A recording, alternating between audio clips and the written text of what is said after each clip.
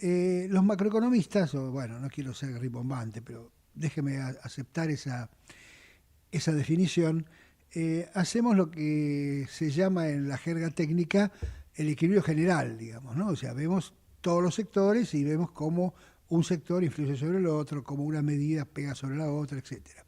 En cambio, quienes obviamente están en cada sector hacen lo que llamamos equilibrio parcial, es decir, cada uno trata de ver cómo le va a la feria y, por supuesto, tiene una idea brillante, en general son brillantes, pero no necesariamente compatibles, para mostrar cómo se sale, digamos, ¿no? Uno habla sobre algunas empresas que han perdido competitividad y dice, bueno, lo que pasa es que con estos impuestos es imposible.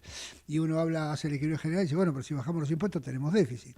Y otros hablan de promover el mercado de capitales, bajando, manteniendo desgravaciones a la distribución de dividendos, y otros dicen, no, porque al distribuir dividendos estamos favoreciendo a los ricos, bueno, en fin, las cosas que habitualmente pasan.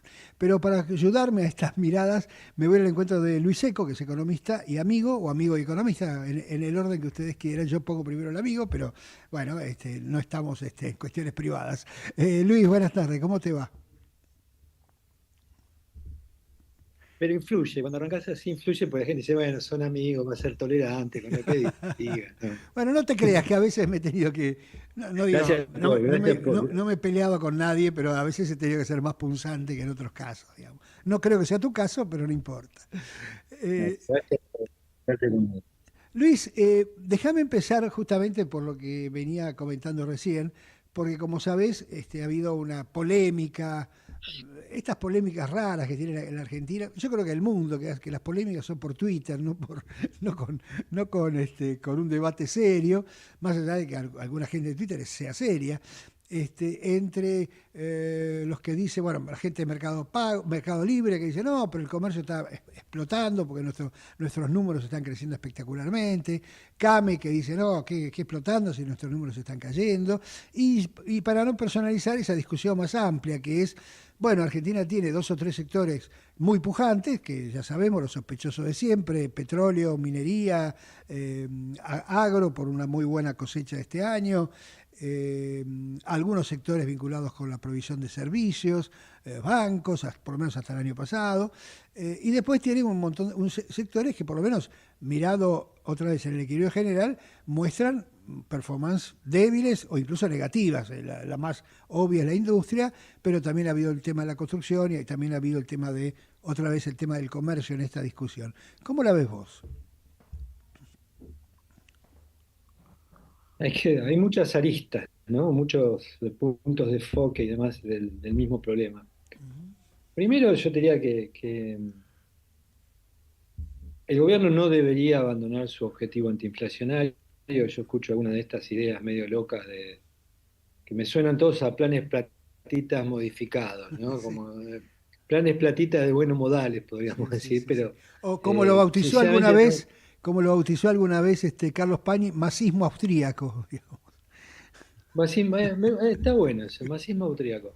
Yo te diría, no sé si ese es el camino. No, no. Recién venía a hablar con un colega que me decía, bueno, pero ¿qué opinás si se bajan los encajes, si se da más crédito? Y le digo, mira, todo lo que estamos hablando tiene que ver con lo mismo. Acá lo que no consiguió el gobierno todavía, y no sé si vamos a estar de acuerdo o no, es que las expectativas terminen de hacer un clic. Que Ujú. la gente diga, la verdad que vos sabés que esta vez sí es diferente, esta vez sí vale la pena, desahorro, me endeudo, invierto, hago lo que no hice hasta ahora. Y me parece que eso es donde está trabado, porque si yo digo, bueno, ahora el gobierno quiere dar más crédito, primero tiene que convencer a alguien que tome crédito. O sea, no es que simplemente porque hay oferta de crédito va a haber demanda de crédito, no la creo esa. De hecho, se me ocurre que ahora está más difícil porque la gente escucha, las madres de familia y los padres de familia escuchan todos los problemas que supuestamente tiene toda la gente que se endeudó y debe estar pensando, yo no quiero caer ahí, vamos a tratar de evitarlo, digamos, ¿no? Entonces, primera cosa que yo te diría, Enrique, el gobierno tiene su objetivo, no me parece mal que no se salga de eso, pero el problema es que también al mismo tiempo lo que creo como macroeconomistas que somos nos tenemos que cuestionar es si este programa económico está diseñado o es el mejor programa económico para lograr la desinflación con el costo más bajo. Claro. Ujú. porque ahí está el problema. Digamos. Yo creo que es un problema de discutir, no tenemos que discutir que está mal el objetivo. En todo caso, discutamos si está bien el instrumento antiinflacionario, si no se puede hacer algo con el programa que lo mejore para que tenga menos costos.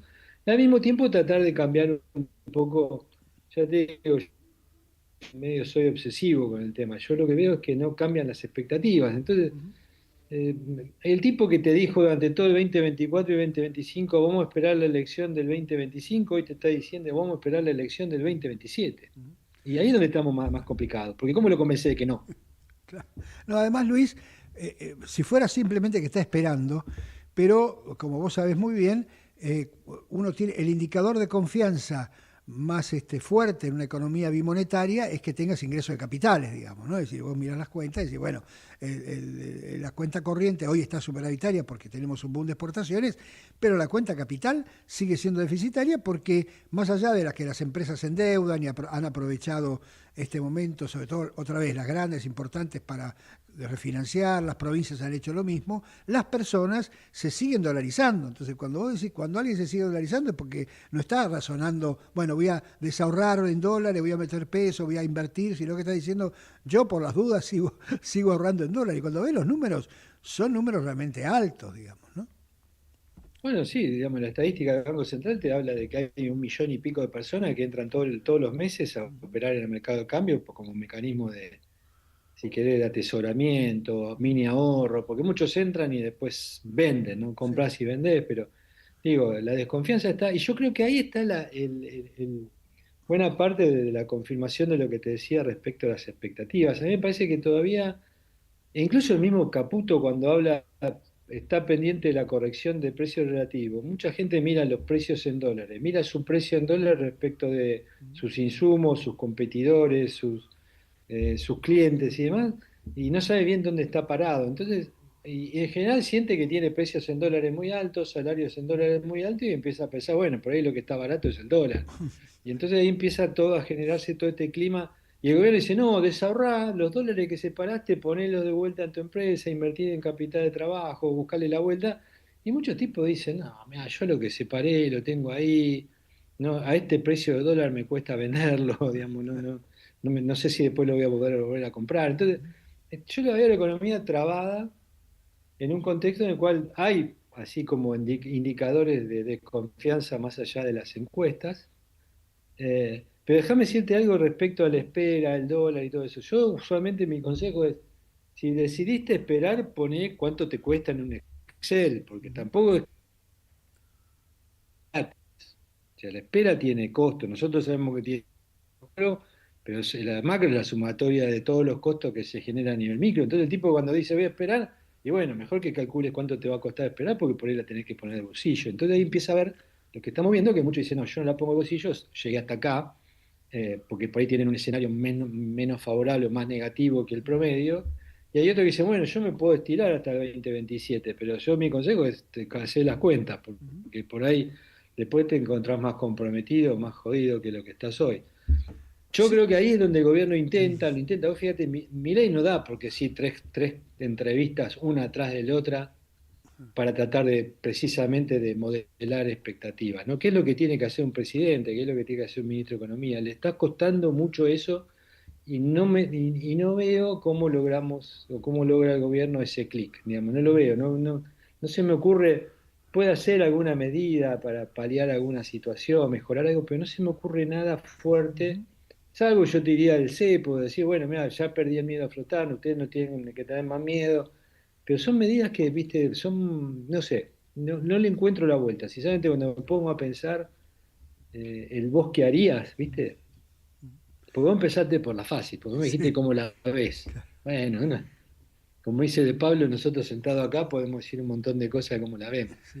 Pero el qué harías está complicado. No sé qué te pasa a vos, pero está complicado, digamos. No, sí, lo Porque que pasa es que, en términos de qué harías si fueras el gobierno, ¿no? Porque claro, con los instrumentos y las herramientas y la claro. lógica del relato del gobierno, me refiero, ¿no? Claro, bueno, como sabéis, yo he puesto mucho énfasis en el problema de secuencia. O sea, yo creo que este programa de estabilización o de desinflación o de cambio de régimen, para ser más amplio, tuvo un problema de secuencia, porque el propio Milei lo decía en su campaña, decía, bueno, primero vamos a hacer la reforma tributaria, después vamos a hacer la reforma laboral, después vamos a abrir la economía, después vamos a arreglar los precios relativos, y ahí sí, cuando esté todo más o menos encaminado, nos largamos. Y creo que, por supuesto, con el diario del lunes es más fácil, y todo es contrafáctico, pero creo que por razones políticas o por la propia ansiedad económica, por la presión de la gente, bueno, vaya a saber por qué, esa secuencia se ha por lo menos retardado. Es decir, cuando vos ves hoy el superávit fiscal, decís, bueno, va maravilloso el superávit fiscal, pero con impuesto a crédito y débito, con en las provincias, con ingresos brutos en las provincias, con retenciones a la Sin obra pública, exportación, sin obra pública. sin obras públicas. O sea, estás viendo un superávit fiscal encima, sin devolución de impuestos en tiempo y en forma a los exportadores. O sea, es un superávit fiscal primario, digo, bueno, un poco forzado en todo. Por supuesto, sacándome el sombrero por el ajuste, pero seamos realistas, esto no es el final del camino, debió haber sido otro, pero bueno, ya estamos acá, digamos, y acá habrá que estar. Lo que pasa es que vos hacías un planteo en la nota que escribiste hoy en El Cronista, ¿no? Sí, en El Cronista, o que se publicó hoy en El Cronista, que me parece importante, porque es cierto que el presidente y el ministro están tratando de modelar las expectativas, de cambiar las expectativas para que la gente diga, bueno, che, me parece que vamos bien, pero me parece que el estilo de exagerar o esta hipérbole permanente que tiene primero el presidente y en menor medida, pero no tan en menor medida el ministro, te hacen desconfiar, porque una cosa que te diga, bueno, mira, sí, yo entiendo, esto tiene un problema, vamos a tardar un poco más en deflacionar, es probable que bueno, la economía vaya un poquito más lenta, pero estamos bien encaminados, yo creo que pueden arriesgar porque les va a costar menos ahora que después. Y otra cosa es decir, estamos fenómenos, estamos bárbaros, esto es lo más grande que hay, estamos en los 18 meses más espectaculares de la historia económica, por lo menos de este gobierno, y claro, en ese sentido, cuando vos empezás a perder credibilidad por el propio discurso, ¿no? Sí, mi punto era que cuanto mayor es la distancia entre la épica triunfalista de los datos que utiliza el gobierno para mostrar los resultados virtuosos y la percepción que tiene la mayoría de la gente, menos efectivo sos para influir en las expectativas, porque llega un punto que vos decís, pero quiero vivir en tu país, digamos, no, no quiero vivir en el mío. Entonces, es como que ahí hay un divorcio muy grande, pero también quiero hacer un poco de honestidad intelectual, tampoco es todo a culpa del gobierno nacional. No, no, claro. Yo creo que hay también Ujú. falencias muy notables en los gobiernos provinciales, los gobiernos locales, que no hacen nada, absolutamente nada.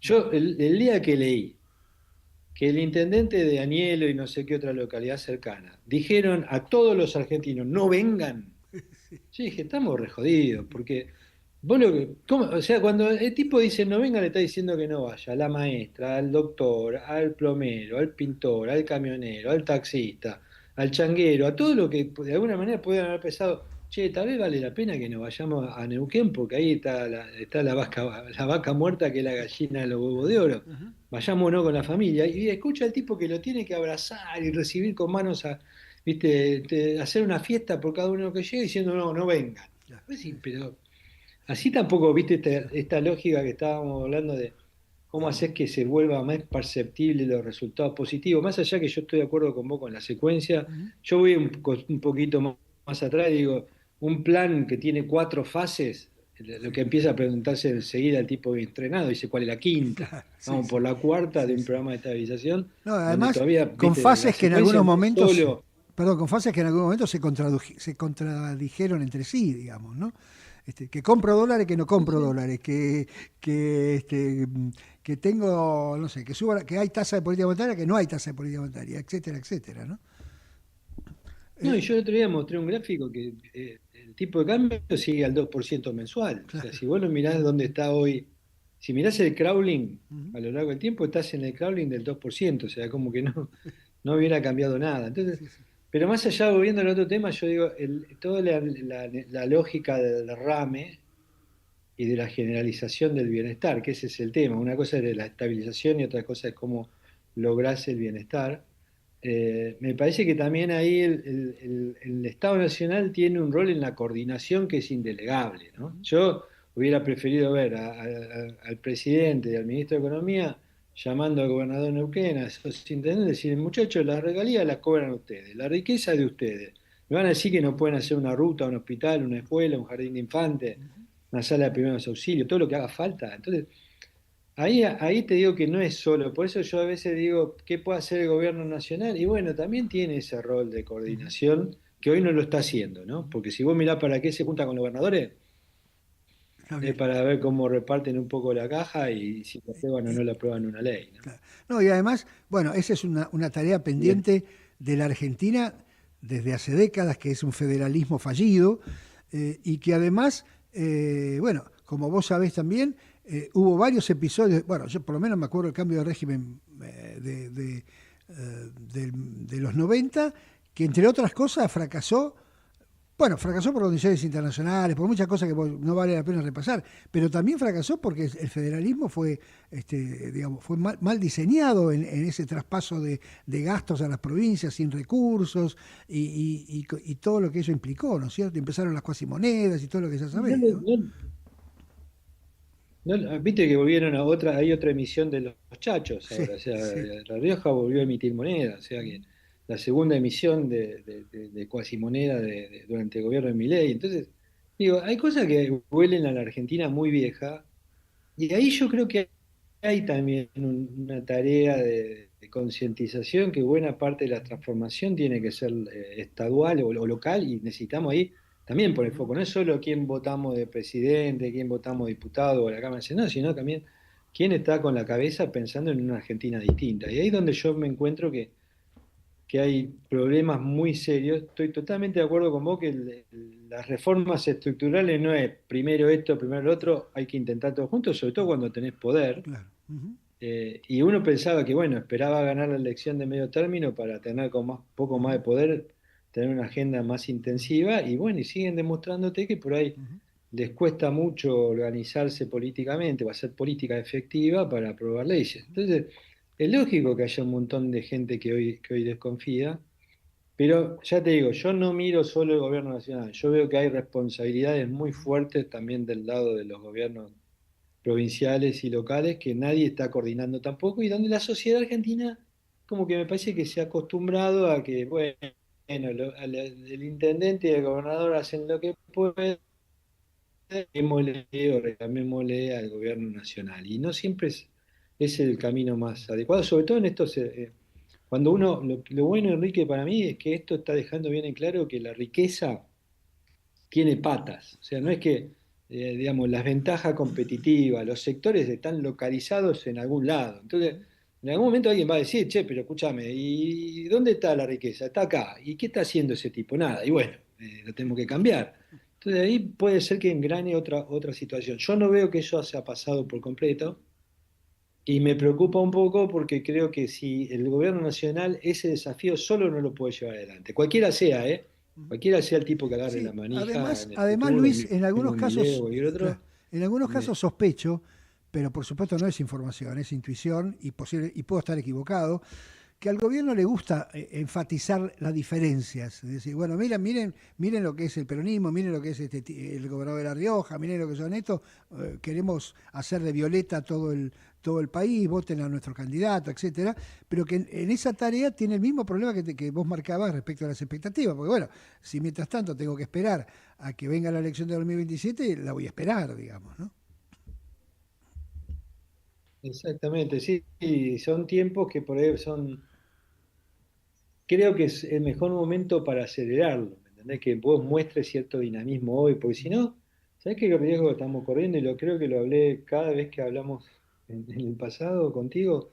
Es que yo tengo mucho miedo de que se vuelva a caer en esta idea, viste que Argentina no es para un país para la ortodoxia, no es un país para Sí, ideas sí, liberales, para el mercado, el claro. sector privado.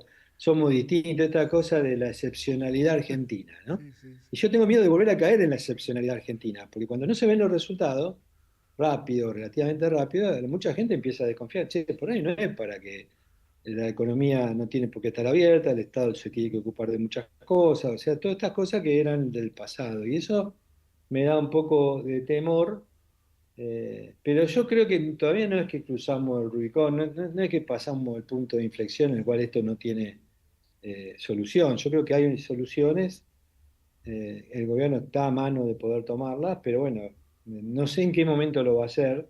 Y si espera el 2027, se va a hacer muy larga la espera. Ese es mi punto hoy, digamos, ¿no? Después se puede mejorar macro, yo creo que sí. Se pueden tomar medidas de alivio, empáticas y demás por ejemplo, en el tema de los deudores morosos o en algún sector, tal vez sí.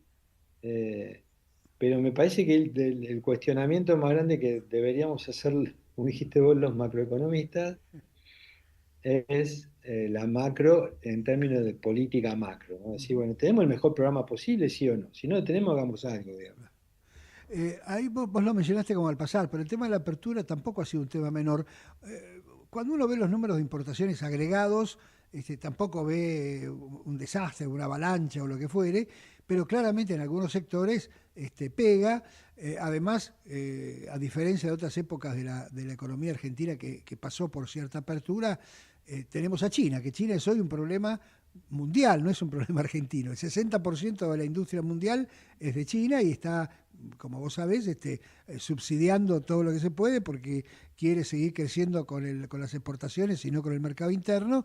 Y bueno, si encima tenés una aduana porosa para ser generoso, y cada vez se facilitan más las importaciones, digamos, más micro, para llamarlo de alguna manera, bueno, eso también tiene un tema que antes no existía. Es decir, cuando nosotros pensábamos en la apertura, y bueno, éramos más, si se me permite, bueno, no te quiero incluir, yo era más audaz en ese tema, porque Argentina sigue siendo una economía con indicadores de apertura bajos, pero claro, ahora tenemos un escenario internacional que entre la política industrial china y la incertidumbre de Trump, que todos los días cambia la historia, se hace más difícil insertarse ahí, ¿no?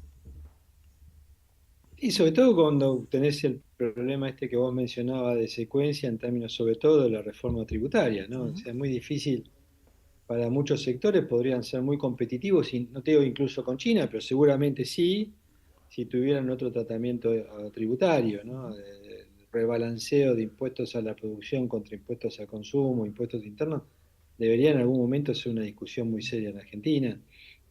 Premiar más la inversión, o sea, una serie de cuestiones que podrían poner a sectores industriales que hoy tienen problemas competitivos en situación, no te digo de igualdad, pero un poco mejor que lo que están hoy y poder haber transitado este periodo de transición precisamente con otro panorama de por medio en términos de ujú, inversión y empleo. Ahora, yo creo que eh, también sería pésimo pensar que la consecuencia de todo este proceso sea, bueno, volvamos a lo de antes, ¿no? O sea, sí, sí.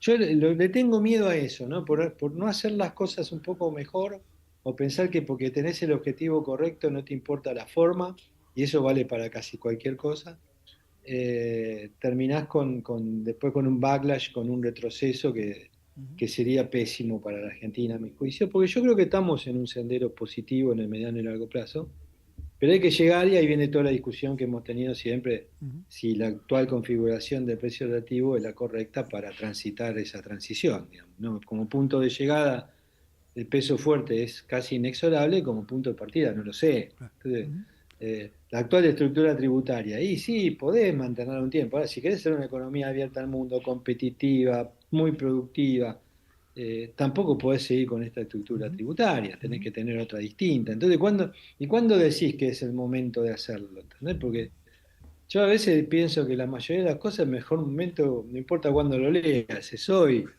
Pero, Sí. digamos, al mismo tiempo entiendo que hay lógicas políticas de por medio que no podés violentar. Claro, Pero pero yo te perdóname que te diría, interrumpa, Luis, pero yo respetaría las lógicas políticas admitidme una definición que no corresponde, pero en un político tradicional.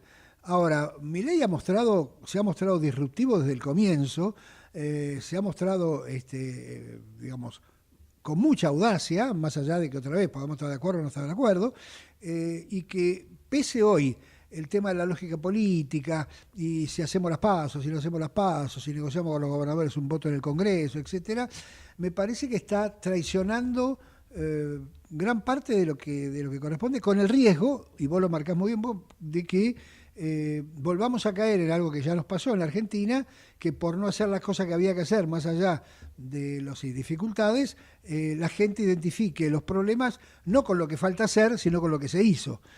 Y ahí Claro. es donde está el problema más serio, ¿no? Pero mira, yo para resumir lo que acabas de decir, le pongo un nombre y apellido, Santilli. Claro, está bien. Ya, vos fíjate que en algún momento, y lo leíamos incluso, ahora los editorialistas de los últimos domingos se han dado un poquito la vuelta, han moderado, pero en un momento vos le decís, bueno, pero Santilli es El Salvador, y vos decís, pero escúchame, entonces el gobierno de la reforma, de lo nuevo, de la Argentina que cambia para siempre, tiene que recurrir a algo que es sinónimo, digamos, de lo que sabemos que ha sido la vieja política en Argentina, que es Santilli. Entonces digo, no tengo nada en contra de Santilli, pero digo, es un claro ejemplo de que vos al final terminaste dándote cuenta, o por errores propios, la famosa esta idea de los tiros en los pies que se pega el gobierno, lo que sea, que tuviste que recurrir a lo que detestabas. Entonces, ahí es donde yo digo, lo que defendemos estas ideas, tenemos que tener mucho cuidado de poder elaborar una alternativa, o por lo menos decirle al gobierno, mirá, no nos gusta lo que estamos viendo, pero no tenés que desarmar todo, porque tampoco eso sería una locura. Eh, y estoy de acuerdo con algo que dijiste vos al principio, que a mí me empieza a preocupar, que es lo fiscal, porque damos por sentado que lo fiscal está totalmente garantizado, y si mirá los números, viste, no está tan claro que el equilibrio fiscal sea desde el punto de vista estructural sustentable. Entonces, yo diría, hay que trabajar por eso a mí me parece eh, que la macro eh, importa más que la micro. O sea, no salimos todavía de ese periodo en el cual tenés que resolver en serio la macro, porque la macro es la que te está metiendo costos hoy, no es un problema estrictamente la micro, ¿qué es eso? ¿El problema de precios internacionales? No, el problema de demanda mundial, vos decís, bueno, hay ruido, pero vos mirá los términos de cambio de Argentina, son los mejores, casi los mejores de la historia. Entonces, digo, tenemos que poder aprovechar ese aire que tenés dando vuelta y resolver la macro. Después yo creo que las transiciones se logran y tenés que resolver este tema político federal que para mí Es claro. es crucial si queremos que haya derrame. Si no resolvés lo federal, en serio, toda la idea esta del derrame sectorial y la posibilidad de crecer con donde están las ventajas competitivas y demás, y que eso se generalice para bienestar para todos, va a ser muy complicado. Luis, te agradezco mucho estos minutos, te mando un abrazo grande y seguiremos en contacto. Abrazo. Un placer, hasta pronto, Enrique. Chao. Luis Seco es economista, por supuesto, y bueno, estuvimos viendo un poco esta macro en donde estamos planteando temas de la macro, no es que la macro, digamos, no influye en la micro o que la macro está más o menos arreglada y nos falta la micro, sino que la macro necesita arreglarse lo suficiente como para cambiar las expectativas de la micro.